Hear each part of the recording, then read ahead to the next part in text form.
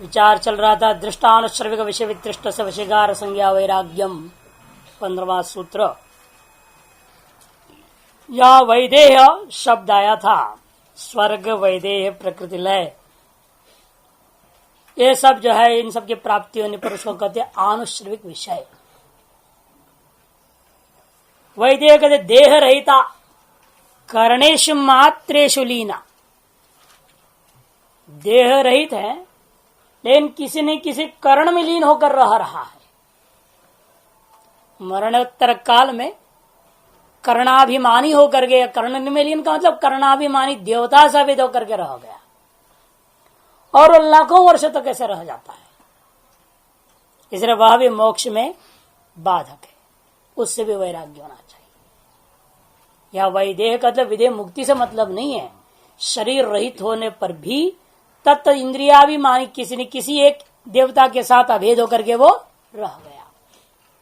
ऐसा पुण्य है उसका जिसके वजह से वह किसी न किसी एक इंद्रिय के अभिमानी देवता, जैसे चक्षु का अभिमानी देवता है सूर्य, मन का अभिमानी देवता है चंद्रमा, इसलिए किसी न किसी देवता के भाव को प्राप्त होकर के वो रह जाता है और उस देव भाव में स्थिर होकर अनेकों जन्म उसके जो है यहाँ पर मनुष्य शरीर दोबारा प्राप्त होगा नहीं और उसी योनि में पड़ा रहना पड़ेगा। उससे भी खराब है प्रकृति लय। ये प्रकृति लय में क्या है, आप अव्यक्त से अभेद हो गए, अव्यक्त से आप अभिन्न हो गए और वो तो अव्यक्त से वापस मनुष्य शरीर आदि की प्राप्ति में तो बहुत मेहनत है, कब होगा कोई भरोसा नहीं। सिर्फ प्रकृति लय और ज्यादा खराब, उसकी गणना करके बताएंगे हम, यहाँ इसलिए विस्तार से नहीं जा रहा हूं तो इन श्लोकों को बताऊंगा सारी चीजें कि कितने हजार मनवंतर आप किस किस योनि को प्राप्त करने पर, किस किस फल को प्राप्त करने पर व्यक्ति रहता है, उसका विस्तृत विवेचन बाद में करेंगे। अतएव ये सब इन सब से वैराग्य होना जरूरी है, ये कह दिए यहां पर। अच्छा, और आगे कहते हैं कि भाई तत्परम पुरुष ख्यातिर गुण वैतृष्यम, तत् वही वैराग्य, दूसरा रूप है उसका परम वैराग्यम। अपर का चौथा पर देखा था वशीकार संज्ञा, अपर 4 प्रकार के हैं, यतमान व्यतिरेक केंद्रीय और वशीकार। अपर वैराग्य एक ही स्वरूप का है, कहते पुरुष ख्याते है गुण वैतृष्ण्यम, या पुरुष ख्यातिर अनंतरम गुण वैतृष्ण्यम, ऐसा अर्थ ग्रहण करना। अनंतर शब्द अध्यार करना पड़ेगा सूत्र में। पुरुष ख्याति के अनंतर जो होता है गुणों की वैतृष्णता, वह पर वैराग्य,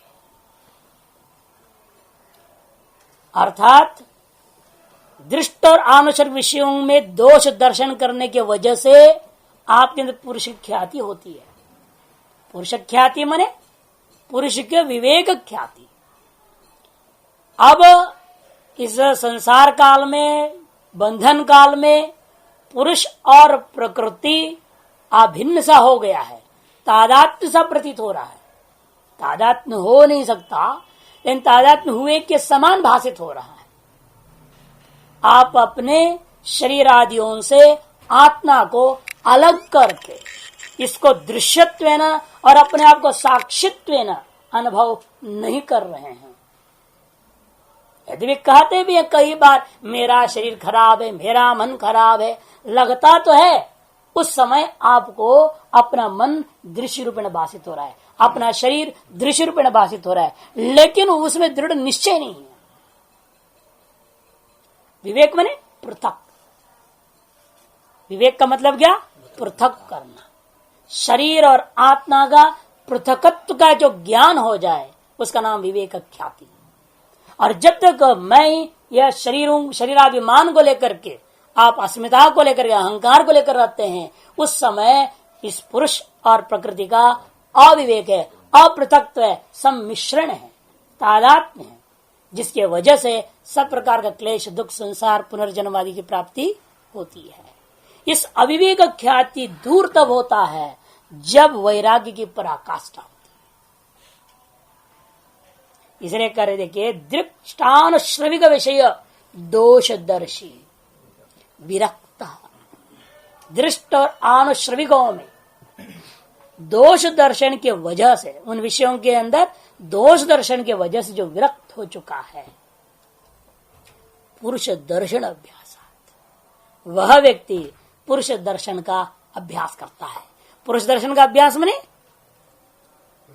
पुरुष दर्शन के साधन का अभ्यास।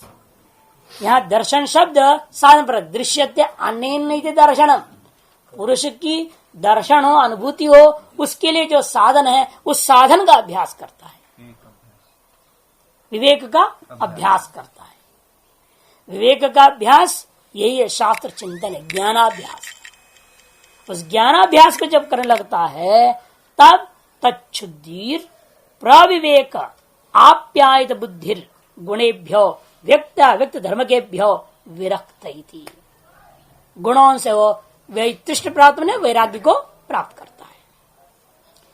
दर्शन का फल है, आत्मज्ञान का फल यह है कि वह शुद्ध अंतकरण हो जाता है, सत्वैकत्व मात्र रह जाता है। रजगुण और तमोगुण अत्यंत विभूति न क्या विनाश के बराबर हो जाता है, किंतु इनका विनाश तो होता नहीं। ये कभी ना सोचिएगा कि सत्वगुण रह जाए और रजगुण तमोगुण नष्ट हो जाता हो, कभी नहीं नष्ट होते। गुणत्रय अविनाशी है इनके सिद्धांत में, नित्य। लेकिन कौन कार्यशील होता है कौन नहीं, उसमें उसी को हम शब्द प्रयोग करते हैं अभिभव और अभिव्यक्ति। सत्वगुण अभिव्यक्त है और रजगुण तमगुण अभिभूत है। गुण प्रधान भाव नहीं है, गुण प्रधान भाव अलग चीज है, अभिव्यक्त अभिभव भाव अलग चीज है। अभिभव जब हम प्रयोग कर रहे हैं वहां सत्व गुण ही मात्र कार्य कर अभिव्यक्त है और रजगुण तमगुण बिल्कुल कार्य नहीं कर रहे हैं, निष्क्रिय होकर स्थिर रहे। और गुण प्रधान भाव में तीनों ही क्रियाशील हैं, लेकिन कुछ थोड़े काम कर रहे हैं, कुछ ज्यादा काम कर रहे हैं, ये गुण प्रधान भाव कहा जाता है। अर्थात सत्वगुण भी काम कर रहा है, रज भी काम कर रहा है, तम भी काम, सभी में यही हाल है। सभी में गुण प्रधान भाव ही हुआ करता है। कभी कभी भूल चूक से सही हो जाता है सत्व प्रधान रज और तम का अभाव जैसे हो जाता है, कभी कभी होता है। इस समय में भी यह न सोचिएगा सत्व अभिव्यक्त है और रज और तम अभिभूत है, नहीं, इस समय गुण प्रधान भाव है। क्योंकि आप में इस समय में भी अज्ञान है, आप में इस समय भी वासनाएं हैं, वो थोड़ा सा भी गौण भाव में है। इसे थोड़ी सी हम छोड़ दे, 5 मिनट के लिए छूट दे दिया जाए, तुरंत देख लेंगे आप कौवों की जैसे हाल हो जाती है। सब बक बक बक बक बक आपस में शुरू कर देंगे, पता नहीं कौन क्या बोल रहा है, कौन क्या बोल रहा है, अपनी अपनी अलग अलग चर्चाएं। नहीं, और यहाँ इतने लोग हैं तो कम से कम 10 भाषा में भी सुन सकेंगे। कोई मराठी बोल रहा है, कोई तमिल बोल रहा है, कोई तेलुगु बोल रहा है, कोई जो है मलयालम बोलेगा, कोई कुछ बोलेगा, है ना। 5 मिनट के अंदर कहा गया आपकी ज्ञान की वृत्ति थी, जो ज्ञान की वृत्ति में बैठे थे, सत्य वृत्ति था, लेकिन छूट मिला नहीं, खटक से जो है आ गया वो। इसका मतलब क्या है, वो अभिभूत नहीं था, वो गौण था। वो मौका ढूंढ रहा था, ये यहाँ कान लगा के बैठा है ना, बस वहां से हटे और हम अपना नाच नाचे। और जहां आपको यहां से कान हटने का मौका मिल गया, तुरंत और रजगुण तमगुण चालू कर देंगे। इसलिए तो अभी वो गौण है, अभिभूत नहीं है। अभिभूत होना अलग है, गौण अलग है। ये भाषा में जानकर इसलिए व्याख्या कर रहा हूं क्योंकि बारंबार आने वाला ये शब्द है। अभिभाव और अभिव्यक्ति, गुण प्रधान भाव, ये दोनों के अंतर समझना चाहिए, तभी सांख्य और योग दर्शन समझ में आएगी। यहां पर कह रहे हैं जिस स्थिति जो बात करें पुरुष ख्याति का स्थिति, यहां रजगुण और तमगुण अभिभूत है। प्रक्षीण रजगुण और तमगुण है, केवल सत्वैकतानता है, सत्व गुण की धारा चल रही है, उसको कहते पुरुष ख्याति। इसीलिए इन्होंने कहा शुद्धि शब्द प्रयोग कर दिया। उस दर्शन का फल है, ज्ञानाभ्यास का फल है सत्वैकतानता। एक सत्व की धारा चलेगी और रजगुण तमगुण कभी भी अवसर मिलने पर भी आने के लिए उनके पास ताकत नहीं है। वो ऐसा अभिभूत हो गए हैं, वो आ ही नहीं सकेंगे दोबारा। यह है आपके अभ्यास का फलस्वरूप। इसलिए कहते हैं तत्शुद्धि प्रविवेक। प्रविवेक माने पुरुष और गुण, पुरुष और प्रकृति, इनका विवेक हो गया, पृथकत्व सिद्ध हो गया। अतः गुण क्या करेगी? शर्मा गई, प्रकृति शर्माती है और पुरुष को भोग देना बंद कर देती है। उसी को कहते गुणेभ्यो व्यक्ताव्यक्त धर्मकेभ्यो, चाहे व्यक्त गुण हो चाहे अव्यक्त गुण हो, सभी गुणों से विरक्त हो जाता है। चाहे कार्य का संपादन कर रहे हैं चाहे कार्य संपादन नहीं कर रहे हैं, समस्त गुण विषय भोग से वह विरक्त हो जाता है। इसलिए वह गुण तद्वयम वैराग्यम, इसलिए वह वैराग्य दो प्रकार का हो गया है ना। यहां पर भी आप्यायित बुद्धि विशेषण है, उस पर भी थोड़ा ध्यान दीजिए। मोटी बुद्धि, सीधे शब्दार्थ कहोगे तो क्या आप्यायित का मतलब क्या? मोटा हो जाना, स्थूलता। आप्यायित बुद्धि का अर्थ लोग सीधे भी ले लेते मोटी बुद्धि हो जाना। अरे मोटी बुद्धि हो जाए तो फिर कैसे ब्रह्म ज्ञान होगा? क्योंकि श्रुति कहते दृश्यते तो अग्रया बुद्धिया सूक्ष्मया सूक्ष्मदर्शी। यह आप्यायित शब्द प्रयोग कर रहे हैं तो इसका अर्थ समझना पड़ेगा कि मोटी बुद्धि हो गई, अर्थ नहीं करना। आप्यायित का मतलब है जैसे आपको कह दिया जाता है ये फल फूल के मोटा हो गया, अरे खाए पिए प्रसन्नता हो गई तो तगड़ा हो गया। तगड़ा हो गया क्या 2-4-6 इंच बढ़ गए क्या? नहीं, आपकी चेहरे की प्रसन्नता को देखते हुए कदर भाई था तो बड़ा फला फुला हुआ है। मैंने ये नहीं क्या मोटे हो गए, वहां तात्पर्य है चित्त की प्रसन्नता है कि नहीं। फलना फूलने का तात्पर्य वहां प्रसन्नता है और कुछ नहीं। उसी प्रकार आप्यायित बुद्धि का अर्थ है तृप्त बुद्धि। बुद्धि अब किसी भी विषय की इच्छा नहीं कर रही। यह लोक परलोक सकल विषय के प्रति ऐसा वैराग्य हो गया और कि बुद्धि के अंदर ऐसी तृप्ति बैठ गई है। जैसे आप भी रोज तृप्त होते हैं, रोज भोजन खाते हैं, रोज तृप्त हो जाते हैं, लेकिन फिर भूख लगती है, फिर खाते हैं, फिर तृप्त होते हैं, ये चक्कर चलते रहता है। ये चक्कर की समाप्ति का नाम आप्यायित बुद्धि। तात्कालिक की तृप्ति नहीं है, नित्य तृप्ति शब्द के लिए इन्होंने क्या कर दिया? आप्यायित ये विशेषण दे दिया। इसका तात्पर्य नित्य तृप्ति है। तृप्ता पर समाप्त पुरुषार्था बुद्धि यस्य स आप्यायित बुद्धि। नित्या तृप्ता, नित्य तृप्ता है वो, अर्थात परिसमाप्त हो गया सकल प्रकार का पुरुषार्थ और कुछ भी करना नहीं रह गया। आगे उसका अभिनय बताएंगे, इसके व्यक्ति के अंदर कैसे भाव होता है उस समय, और यही सोचता है प्राप्तम प्रापणीयम, प्राप्तम प्रापणीयम, जो कुछ प्रापणीय हो सब कुछ मुझे प्राप्त हो गया और कुछ प्राप्त करना शेष नहीं रह गया। जैसे गीता जी में समझाया कि इसके विपरीत समझाया, जो ऐसा स्थिति वाला नहीं है उसमें क्या होता है? इदम अस्ति इदम अपि में भविष्यति, है ना। ये है और दोबारा मेरे को ये भी होवे, ये आकांक्षा बनी रहती है। ये ना होने का नाम ही तृप्त बुद्धि, पुरुषार्थ समाप्त हो गई का मतलब यही है। इदम अस्ति इदम अपि में भविष्यति वाली बात नहीं है, न किंचित भी भविष्यति, ये भाव होना चाहिए।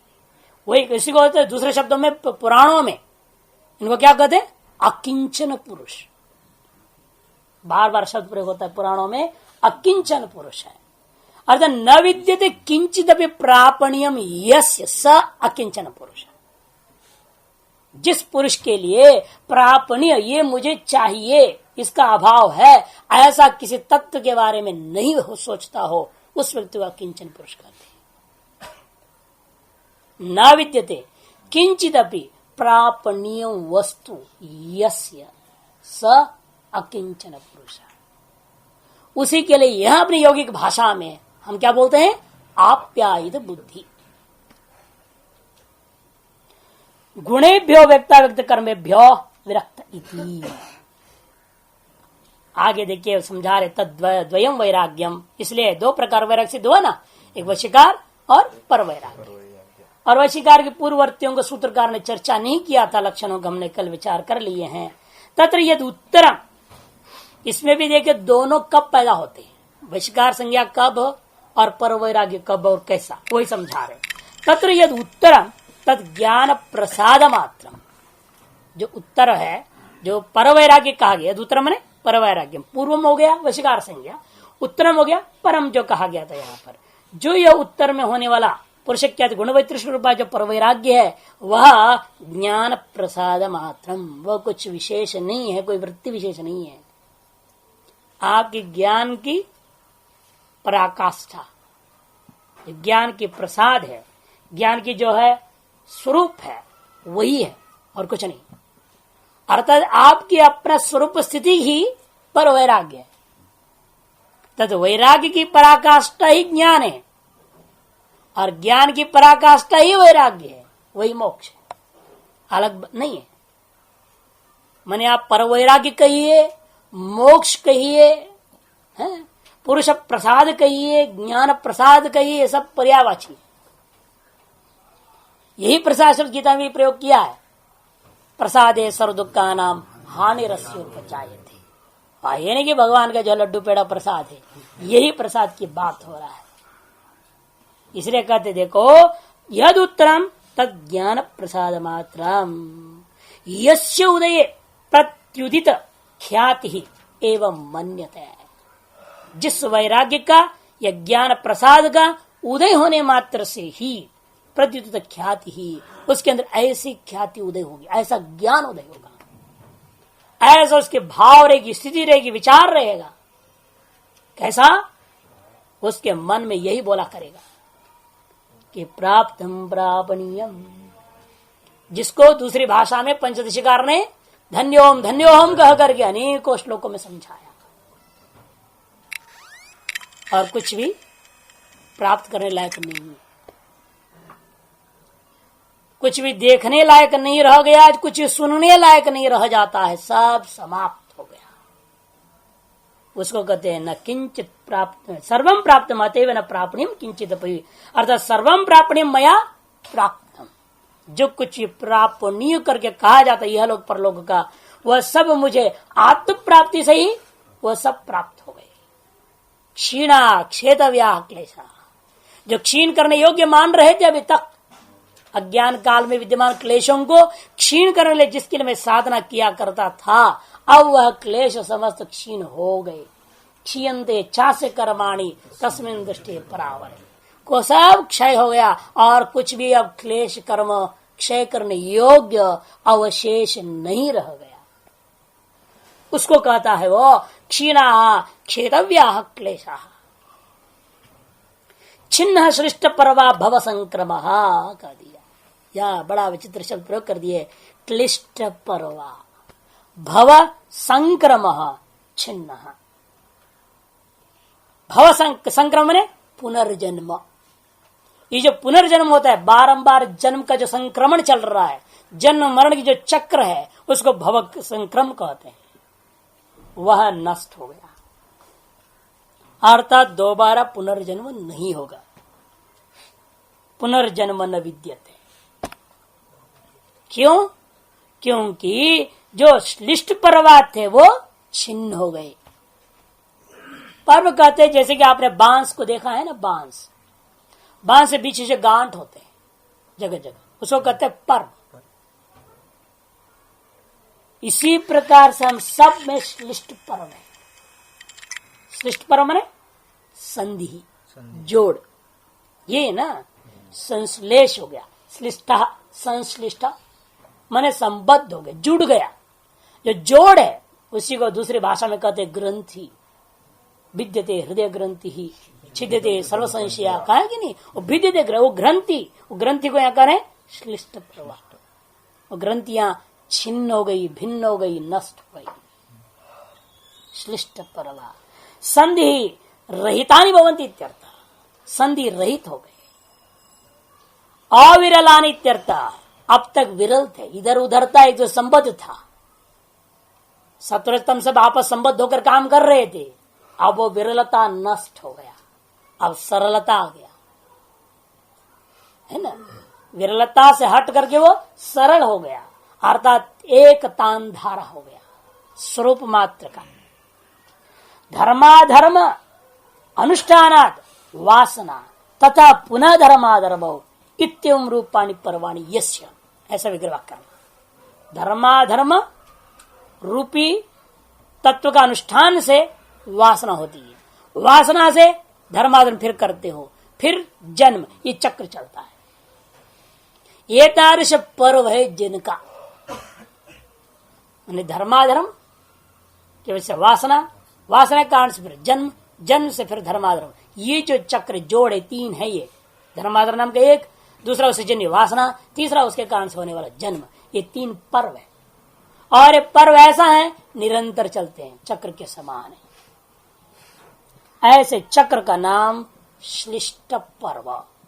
वह श्लिष्ट पर्व संचिन्न हो गया, अर्थ न धर्माधर्म रह गया, न वासना रह गई, अतएव पुनर्जन्म भी नहीं रह गया। यस्य अविच्छेदा जनित्वा म्रियते मृत्वा च जायते, उसको और स्वयं व्याख्या करे भव संक्रम का। यस्य अविच्छेदात, जिस सृष्ट पर्व का विच्छेद न होने के कारण क्या होता है व्यक्ति को, कहते जनित्वा मृत्य मृत्वा च जायते, जन्म लेके मरता है, मर के फिर जन्म लेता है, चक्र चलते रहता है। और उस सृष्ट पर्व का छेदन हो जाने पर, विच्छेद हो जाने पर, अर्थात विवेक ख्याति के द्वारा उस अविवेक ख्याति रूपी बंधन का भंग हो जाने पर व्यक्ति मुक्त हो जाता है। ज्ञान से पराकाष्ठा वैराग्य, देखो कह दिए ज्ञान की ही पराकाष्ठा क्या है, यह पर वैराग्य है। साधारण वैराग्य की बात नहीं कर रहे हैं, प्रसंग पर वैराग्य का, या वैराग्य शब्द लेना पर वैराग्य, यतमान व्यतिरेक केंद्रीय वगैरह नहीं। ज्ञान की पराकाष्ठा पर वैराग्य है। एतस्यैव हि नान्तरिकम कैवल्यम, अरे पर वैराग्य का ही दूसरा नाम कैवल्य। एतस्यैव हि नान्तरिकम कैवल्यम इति, कैवल्य और वैराग्य ये दोनों अविनाभावी है। माने जहां वैराग्य की पराकाष्ठा पर वैराग्य है, वहीं पर मोक्ष है। अतः एक तरह से मानो ये अभिन्न है, पर्यायवाची है। ज्ञान की पराकाष्ठा ही पर वैराग्य है, पर वैराग्य ही कैवल्य, क्योंकि एक के बिना दूसरे नहीं हो सकते। ज्ञान की पराकाष्ठा के बिना पर वैराग्य नहीं होगा, पर वैराग्य के बिना मोक्ष नहीं होगा। उसमें होता है नांतरिकम, जैसे वन्यरेव नांतरिकम धूमा, इन्हीं को तर्क भाषा में बोलना चाहो, जैसे वन्नी के नांतरिक धूम है, अर्थात वन्नी के बिना धूम नहीं, ये व्यवहार होता है, व्याप्ति है उनका। उसी प्रकार से पर वैराग्य और कैवल्य का, पर वैराग्य के बिना कैवल्य की सिद्धि नहीं हो सकती है। अतएव वैराग्य मूल कारण हो गया। उस वैराग्य की दृढ़ता के लिए, पर वैराग्य की संपादन करने के लिए ही ज्ञानाभ्यास है। वह ज्ञान की पराकाष्ठा, इसलिए पर वैराग्य कर दिया। इसलिए पहला अभ्यास फिर वैराग्य। लेकिन शुरू में किंचित वैराग्य से किंचित अभ्यास लेकर चलता है, फिर धीरे धीरे दोनों की सीढ़ी चलते चलते पर वैराग्य तक पहुंच जाता है, पर ज्ञानाभ्यास से। इस विषय में श्रुतियां तो स्पष्ट कहा है, दृश्यत्वाग्रया, इसलिए हमने कहा था ना, दृश्यत्वाग्रया बुद्धिया सूक्ष्म सूक्ष्मदर्शी भी। इतना ही नहीं, यहाँ पे कहा कि उसके बाद क्या होता है, प्रापणियम सर्वम प्राप्तम, उसके लिए भी श्रुति प्रमाण है। अतः हीरा अमृतत्व विदित्वा ध्रुवम अध्रुवेशु न प्रार्थयन्ते। अध्रुवेशु माने अनित्येषु नित्यम न प्रार्थयन्ते। अकृतक को कृतक के द्वारा प्राप्त करना, नास्ति अकृत कृतेन, इसे दृढ़ निश्चय हो जाता है। जितने भी कर्म है, उपासना है, भक्ति है, जितनी भी सारी साधन है, इन साधनों से उस नित्य की प्राप्ति नहीं हो सकती है। ये सब कुछ केवल दो काम के लिए है, जिस दो काम की चर्चा हम कर चुके हैं ना। एक दर्पण का मलिनता को दूर करना है, और जो चक्षु की आंध्यत्व को दूर कर देना है। जो अंधापन है, सब अंधे हैं ना, कि नहीं है, सब अंधे। ये आंख भले ही हैं, लेकिन जब तक ज्ञान चक्षु नहीं है, ये आंक का रहते हुए भी सब के सब अंधे। इसलिए तुलसीदास ने सबको अंधे में ले लिया, सब अंधे हैं और सबका दर्पण रूप अंतःकरण भी मलिन। इन दोनों की सफाई के लिए सारा अभ्यास है। मल को दूर करना है अंतःकरण का, और ज्ञान चक्षु की जो है सम्यक प्रकार से मार्जन कर लेना है।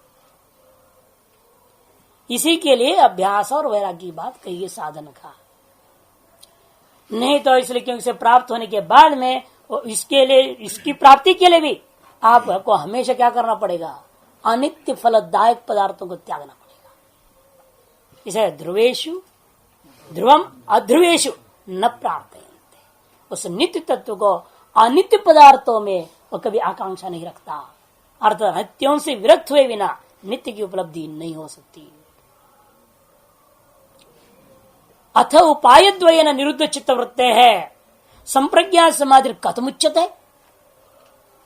उपाय द्वय के द्वारा मैंने अभ्यास और वैराग्य उपाय द्वय को अपना करके जब व्यक्ति अपना चित्त की वृत्तियों को निरुद्ध कर लेता है तो संप्रज्ञात समाधि होती है, ये आपने कहा है। लेकिन संप्रज्ञात या असंप्रज्ञात समाधि कैसी होती है बताओ, अभी तो मालूम होना चाहिए ना कैसी है। अब जिसने मान लो हो जाता है भ्रांति कई बार। अब आदमी एक बार बनारस गया, उसको पता नहीं विश्वनाथ मंदिर कहाँ है क्या है, कुछ नहीं, शिव जी का मंदिर है इतना जानता है।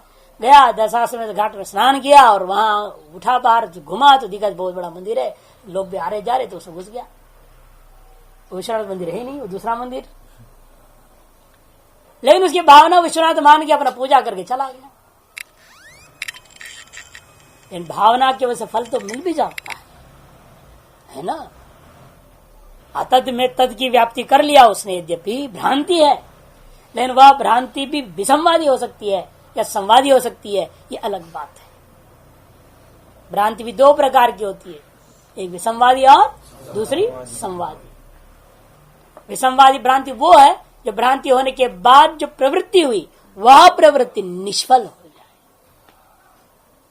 जैसे आपको किसी ने कह दिया जाइए वहां पर जो है ना बात जो है 100 रुपया बांट रहे हैं, फल फूल कपड़ा दे रहे हैं, तो आप दौड़े यहां से, वहां कुछ नहीं मिला, उसका तो विसंवादी भ्रांति। और गए वाकई में वहां मिल गया, 100 के 500 मिल गया, फिर तो क्या कहना, तो बढ़िया संवादी भ्रांति है ना। तो सरल दृष्टांत समझने के लिए उसी प्रकार यहां पर भी समझ लीजिए। विसंवादी और संवादी भ्रांतियों से ही हमारी सारी प्रवृत्तियां होती है। नहीं तो प्रवृत्ति से कभी भी ज्ञान का अभ्यास हो, चाहे वैराग्य का अभ्यास से परवैराग्य तो प्राप्ति हो जाए, ज्ञान की पराकाष्ठा भी हो जाए, ये सब तो हम क्रियापूर्वक कर रहे हैं ना, अभ्यास है ना। ये सब तो अनित्य है, उसे नित्य की जैसे प्राप्ति होगी। जब आप ही कहते नास्ति अकृत करते ना, कृत मने कृत्रिम कार्यों के द्वारा, आप अकृत्रिम जो नित्य उसकी प्राप्ति जब नहीं हो सकती कहते हो, फिर ये क्यों करे, अभ्यास करो करो करो, ये करने वाली बात कहां से आई।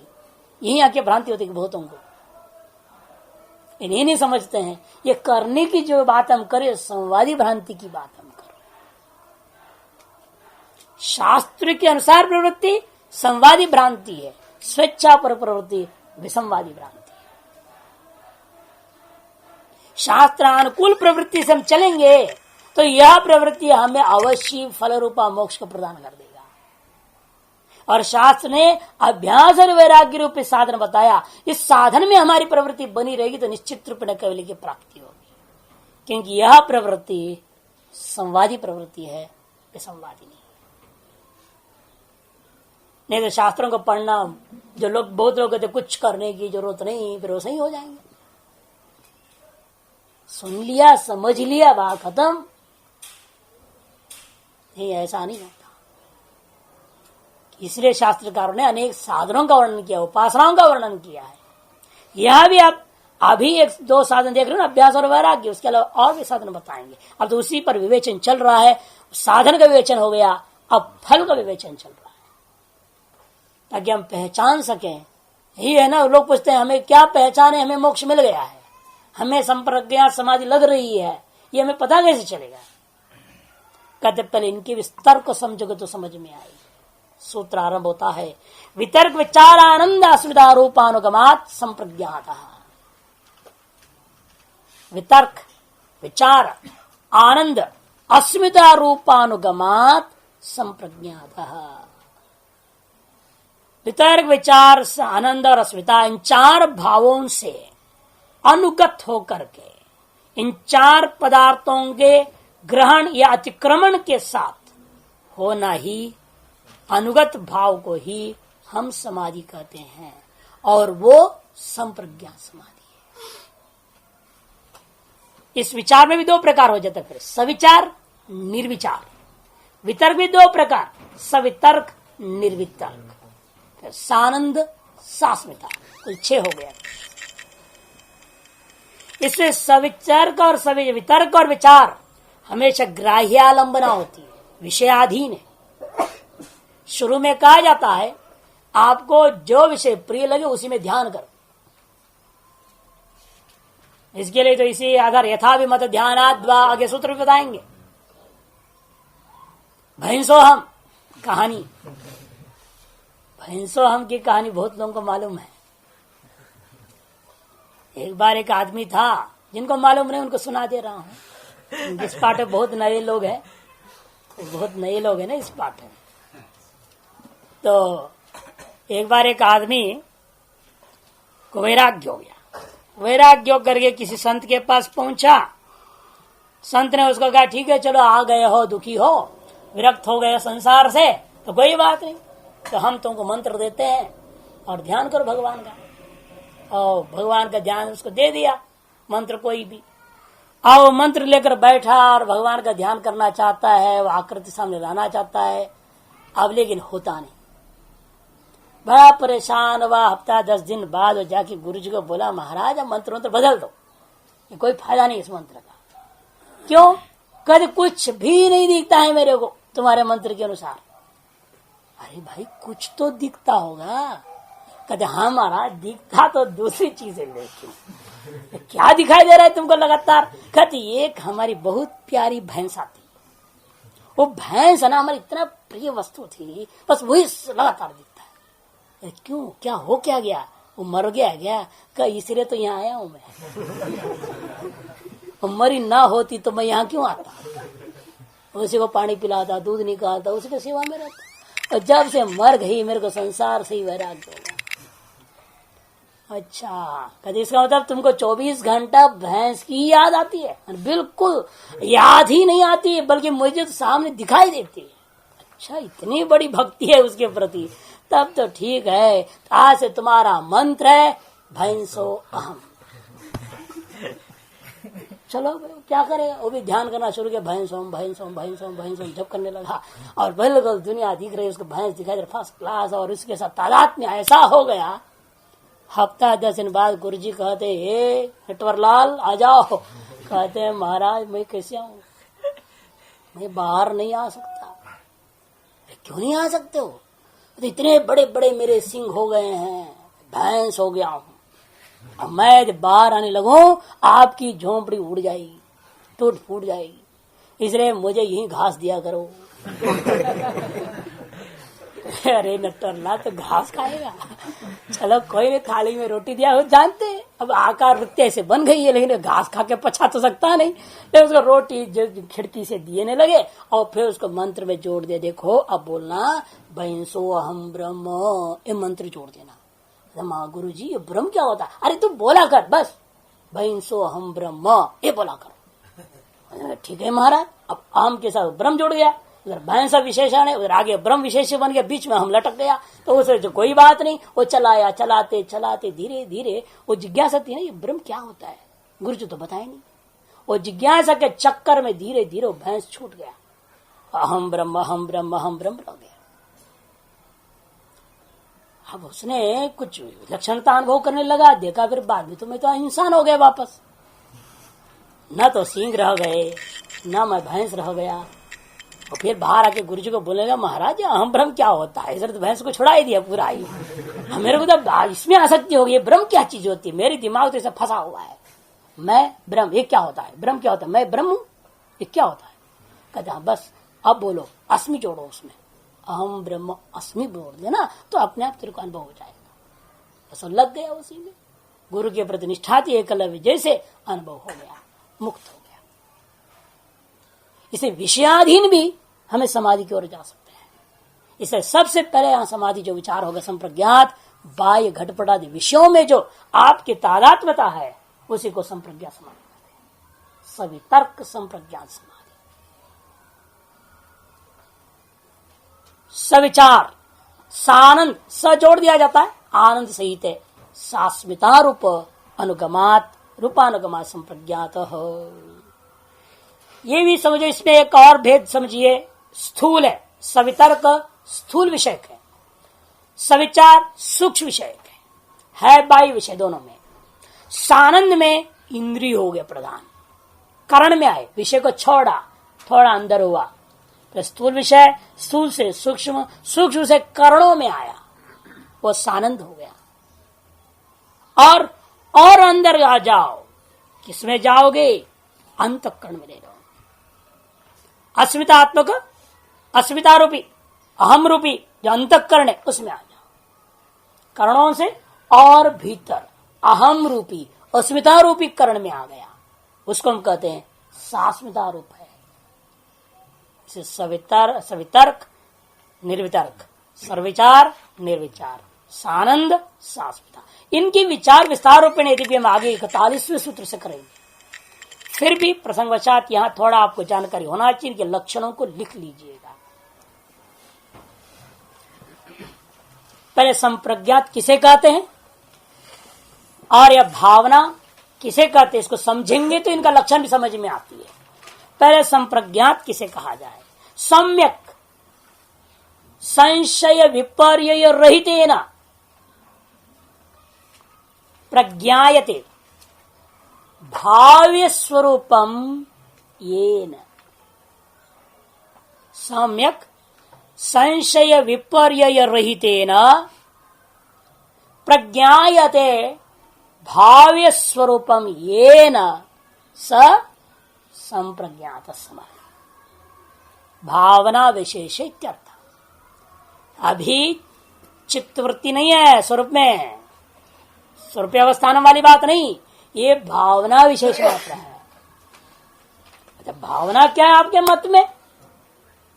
कि मीमांसक लोग भावना कुछ और ही बोलते हैं, भवित्र भवनानुकूल भावितुर व्यापार विशेष भावना, लेकिन यहां पर वो सब नहीं लेना है, क्रियारूपा भावना नहीं है, ये तो आंतरिक वृत्ति की महिमा है। इसलिए भावना का लक्षण अलग है। भावना च भाव्यस्य विषयांतर परिहारेण। भावना च, भावना क्या है? कहते हैं भाव्यस्य विषयांतर परिहारेण चेतसी पुनः पुनः निवेशनम भावना। चित्त में एक विषय को लेकर बारंबार उसी को ही बनाए रखना, दूसरे विषयों को बीच बीच में घुसाना नहीं। भावी यानी कोई भी जो भावना, हम जिस विषय की भावना करना चाह रहे हैं, जैसे दृष्टांत अभी उस भैंस की भावना कर रहा था, उस भैंस की भावना जब करता है, उस भावना का भावी कौन है? भैंस। उस भैंस की ही भावना कर रहा है, अर्थात भावी भैंस के अतिरिक्त विषय कौन? घटपट आदि, विष्णु शिवादि भी उसके लिए बीच में नहीं आया। उसको तो विषयांतर परिहारेण, विषयांतर से रहित हो गया। रहित होकर के चेतसी माने चित्त में निरंतर पुनः पुनः उसी भावी का ही निवेशन करना, एक ही भावी का, एक ही ध्येय का निरंतर चलाना, ये है संप्रज्ञात समाधि। कौन? भावना विशेष का। इस भावना की फिर तारतम्यता होगी। कैसी भावना विशेष हो तो सवितर्क है, कैसा हो तो निर्वितर्क है, कैसा हो तो जो सविचार है, कैसा हो तो निर्विचार है। ये भावना में भी तारतम्यता, उसके लक्षण एक एक करके लिखते जाइए। भावना या भावी भूतेन्द्रिय गोचर साक्षात्कार सवितर्क का। भावनया भाव्य भूत इंद्रिय गोचर साक्षात्कार सवितर्क का। समझते भी जाइए, भावना से जो भी भावी भूता वस्तु है उस भावी भूता वस्तु मेरी इंद्रिय का विषय हो जाना चाहिए। इंद्रिय का विषय गोचर होकर के, इंद्रिय विषय होकर के उसको साक्षात्कार किया।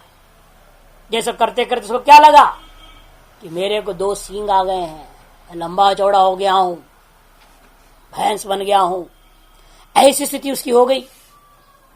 वो जो स्थिति है वही सवितर्क समाधि, वह अपना इंद्रियों का प्रत्यक्ष हो रहा है, उसको इंद्रियों का विषयत्व ना, वो अपने आप को भैंस रूप में साक्षात्कार करने लगा। स्व भिन्नत्व नहीं, स्व अभिन्नत्व भैंस का साक्षात्कार कर लिया। उसका नाम सवितर्क समाधि।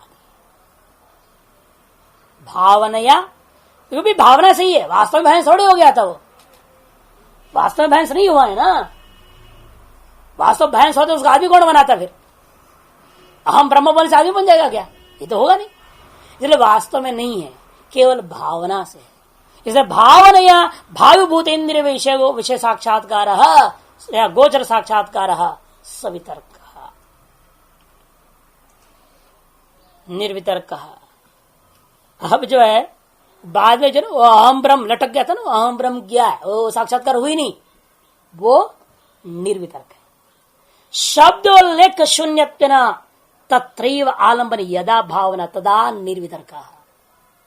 शब्दोल्लेख शून्यत्वेन, शब्दोल्लेख शून्यत्वेन तत्रैव आलंबने, उसी आलंबन में यदा भावना यादृशी भावना सा निर्वितर्क समाधि है। उसी आलंबन में, उसे भैंस रूपी आलंबन में ही वो खोज रहा है ब्रह्म क्या है, समझ में नहीं है। मैं तो भैंस हो गया था, अब वो भैंस में अहम ब्रह्म लाया इन्होंने, वो अहम ब्रह्म क्या समझ में नहीं आ रहा। अब उसको शब्द के तरह उल्लेख कर नहीं पाता है। जैसे पहले उल्लेख किया ना उसने, मेरे को 2 सिंग आ गए हैं, मैं लंबा चौड़ा हो गया हूं, मुझे घास दो, शब्द उल्लेख कर रहा है। अब वो शब्द से उल्लेख नहीं कर पा रहा है। शब्द उल्लेख शून्यत्वेन तत्रैव, लेकिन उसी विषय रूपी आलंबन में यादृशी भावना विशेष बना हुआ है, जिसका वो शब्दों से वर्णन नहीं कर पा रहा है, लेकिन समझ रहा है फर्क, कुछ विलक्षणता है, लेकिन बोल नहीं पाता उसके बारे में। उस भावना विशेष का नाम निर्वितर्क समाधि। बाकी 2 पर विचार फिर आगे करेंगे।